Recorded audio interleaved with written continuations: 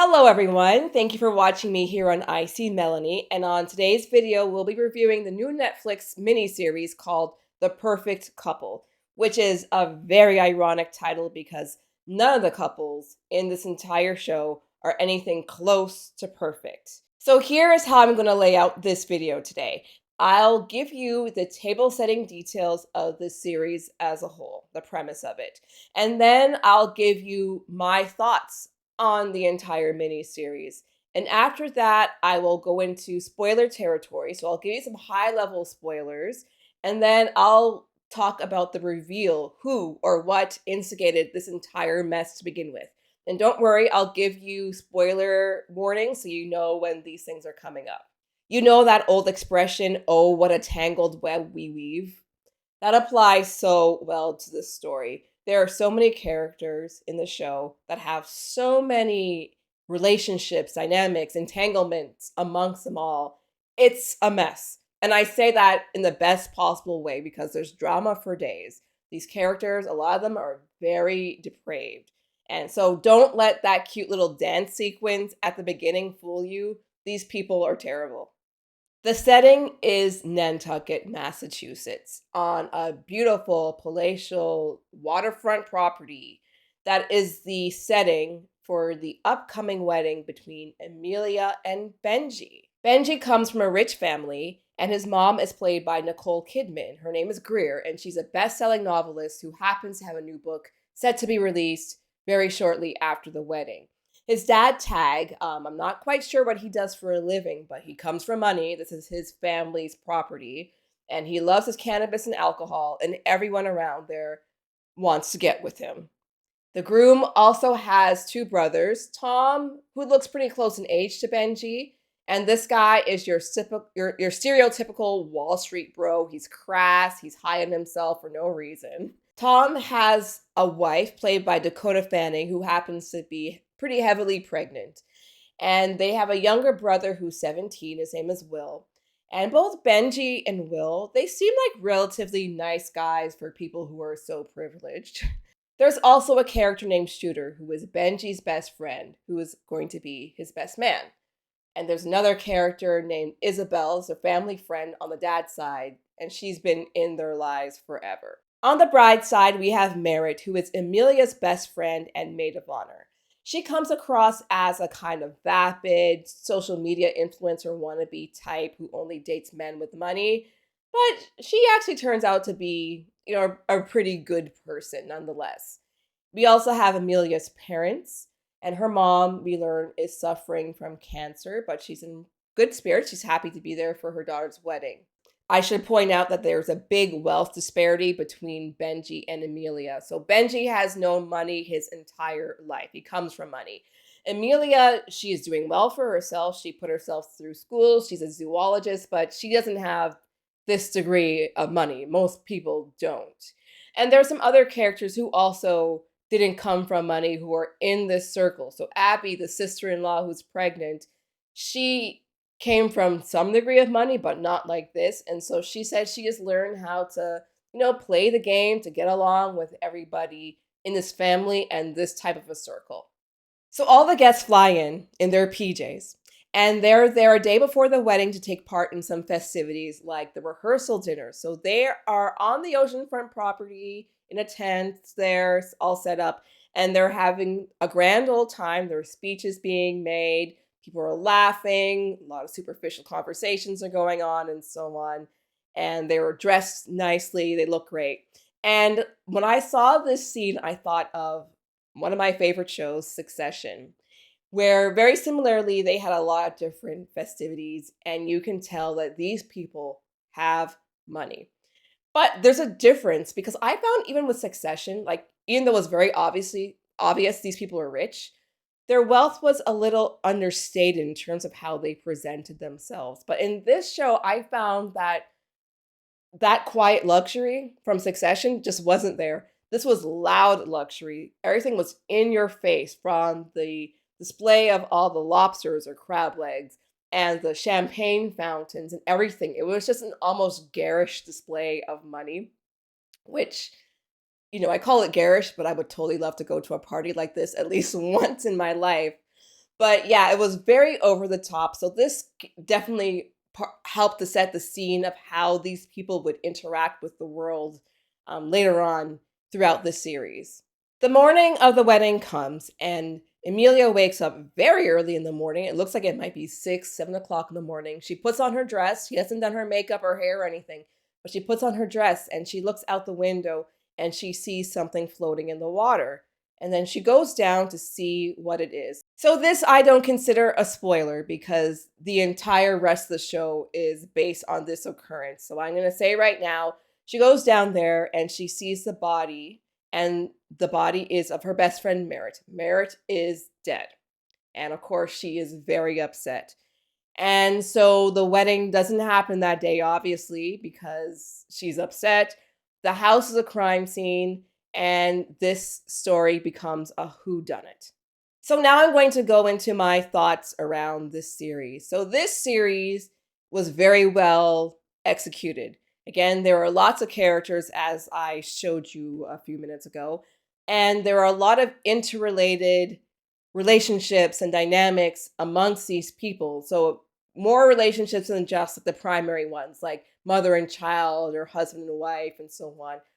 Everyone is related somehow to a friend, to this person, to that person. There's a lot of entanglements in this show. All these entanglements make sense. They don't seem contrived because we learn about the history of these people.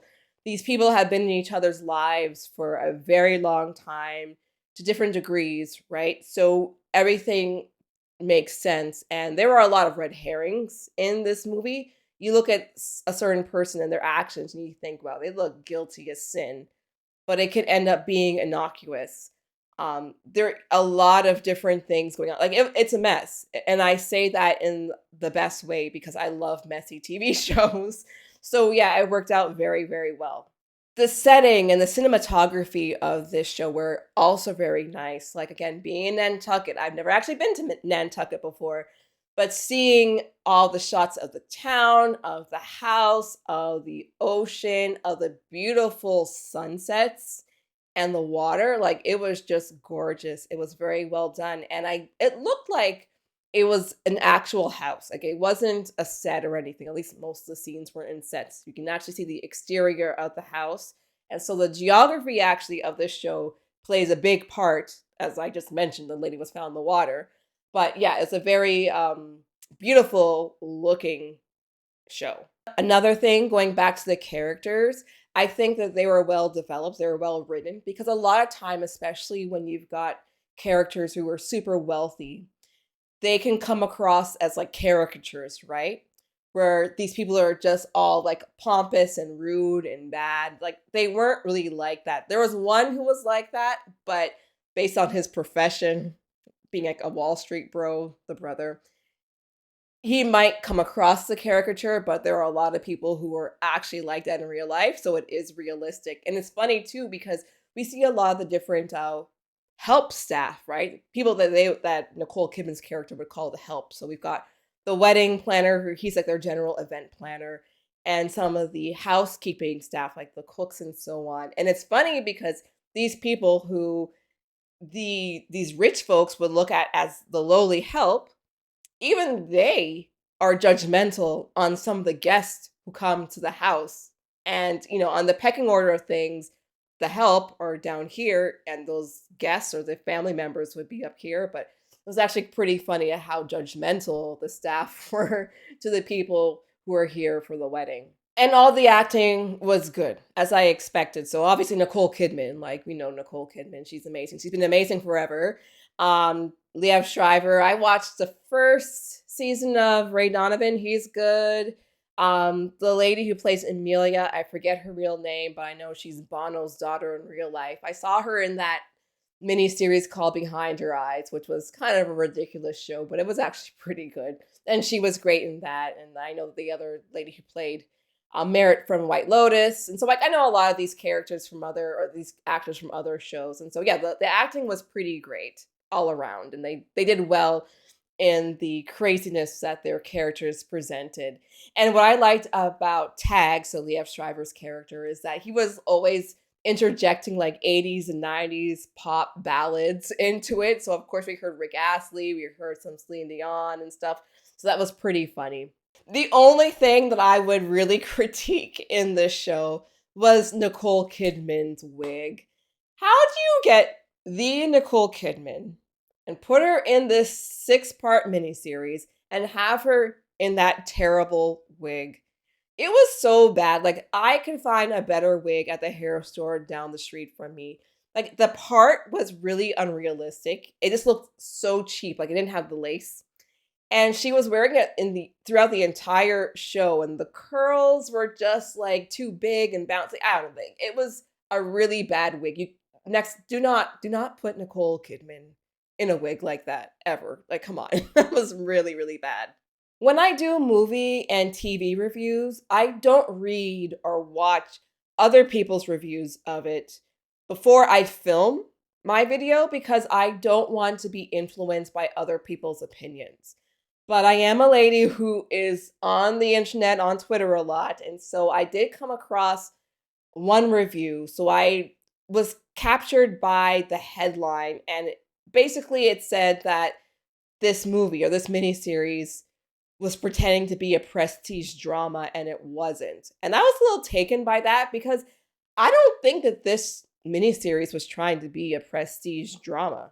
I think it was trying to be a whodunit that was suspenseful and entertaining. And I don't think it was trying to be highbrow or anything like that. And that's not a diss, or I don't think that's insulting this property by saying that. I think it was meant to be an entertaining show, and it was. And I think it executed very well. I was interested the entire time. There were so many different things just poking out, like different red herrings and all sorts of mess, which I think makes the best type of dramatic TV show. So yeah, I would definitely recommend this to anybody who wants to watch a beautiful looking show with messy, messy characters that are very suspenseful. Like, I thought was great. Okay, so now I'll talk about the details of the plot. So as I mentioned at the top, there are many different interactions, entanglements amongst these people, and a lot of them are pretty proximate to Merritt, whether it was emotionally or physically. And for various and sundry reasons, a lot of them seem to have legitimate motives to want her dead. So watching all these things play out was very intriguing. And this family is very secretive. So Greer is a best-selling novelist. So she's a celebrity. She's a public figure. And she's got a book coming out in the next couple of days. And she doesn't want bad press. Who wants bad press, right? And so NDAs are thrown about and are mentioned a lot in this movie. And, NDAs, for a lot of times, people automatically are suspicious of when people are throwing about NDAs, but it is a legal safeguard. So that also adds to the intrigue. It's like, why do you want me to keep quiet on these things? Like, what's going on with you? Another major plot point, spoiler, is that Merritt was pregnant when she died. And she happened to be pregnant with Tag's baby. So her best friend's future father-in-law's baby. So this would obviously put a major damper, be a major disruption to the Winberry family structure. So you've got this new stepson, you've got this new half-brother, and this child would be 18 years younger than the youngest child. So not the most ideal circumstance, to say the very least. Of course, the Winberries, the family, they're under investigation and they are interacting with the police a lot. And even with all the extra scrutiny of having the police looking over their shoulders and interviewing them left and right, all these, again, these interrelationships, these entanglements are still going on. There are lots of clandestine meetings. There are a lot of odd things happening, foreboding phone calls. It's like, you guys are messes and you're under a microscope right now. Maybe you should hold off on these things. But this kind of leads to another thing. So obviously the Winberries are rich and they have made it very clear that they have funded the Nantucket Police Department. And they know the main police officer there, Officer Dan Carter, I believe, pretty well. They know his daughter. They're a little friendly with him and so on. But they believe that because They are who they are, and the fact that they have donated money to the police force, that they should get this extra degree of leniency, or the police should look another way. And the police officers are like, no, no, no, no, no, we're not doing this. Yeah, you might fund us. Thank you. We appreciate the funding. But there is a crime going on. A crime happened. We are going to get to the bottom of this. We don't care that you're rich and that you've helped us out in the past. So Dan Carter is played by Michael Beach. And Michael Beach is great. Like, he's been around forever. I first learned of him back when I used to watch Third Watch on NBC like 20 plus years ago. So he's great. And we've got the other officer, Detective Henry, who's played by Donna Lynn Champlin, and she was great. She totally gave that Massachusetts, Bostonish, no nonsense kind of a vibe, but she was stern, but also she was quite friendly. Okay, so the video's almost done, and the question is, who done it and why? So the person who did it, who killed Merritt, was Abby, the pregnant wife of Tom, one of the brothers of the groom. And why did she do it? Money. And if you want to find out why she needed that money and how and all that stuff, you got to watch the show. Watch it, you'll enjoy it. And anyway, that's the end of this video. I hope you like this review. Make sure you like, share, and all that good stuff. Press the notification bell wherever it is so you can see the next upload I put here on IC Melanie. And I'll see you later. Have a great day. Bye.